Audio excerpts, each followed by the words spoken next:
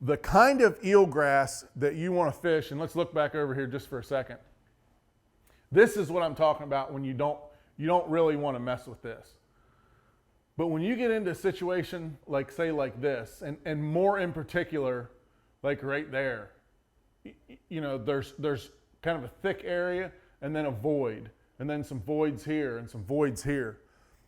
That's the kind of places that you want to fish eelgrass.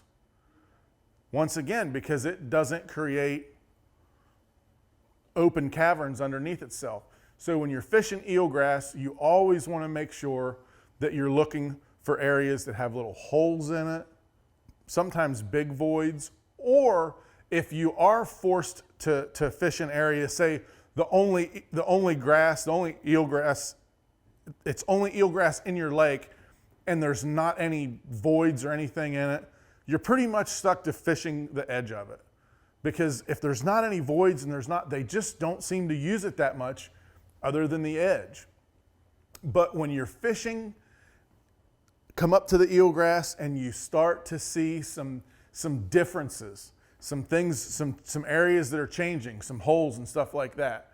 There's a lot of things you can do, but that's how you want to see your eelgrass if you know you're going to fish eelgrass. Some lakes are blessed, some rivers, some lakes are blessed with having a whole bunch of different grasses in it. Some of them only have one type, some of them only have eelgrass. If that's what you're forced to fish, man, you've got to find those areas where the voids and stuff are. As far as baits, when you're coming up on small holes in the eelgrass, I would use pretty much any kind of, you can use a jig, you can use stick worms. The only thing that I would do when you're coming up to small holes in the eelgrass, I look at them as like I call them trash cans. And follow me with this for a minute. It almost looks like somebody took a 55-gallon trash can and just pushed it down into the eelgrass and pulled it back up out, and now you have this hole. So let's say, you know, the water's 5 feet deep, right? The only thing that you want to make sure that you do when you're fishing those holes in the eelgrass, you don't want to use a super heavy weight, but you want to use a weight that's heavy enough that when you cast over and land in that hole, you want to make sure that bait goes all the way to the bottom. So if you throw a stick worm over there with an 1/8 ounce weight on it and it lands in the hole, it doesn't have enough weight to pull itself and pull your line. Because let's face it, you're not using 6-pound line in a big field of eelgrass. You're using probably 15 or 17 or 20. It's not going to have enough weight to pull down. So you need to use like a 5/16 or something. Now, let's back up just for a second. If the water's only 2 feet deep and the hole's that big, I might just use an 1/8 because it would be enough.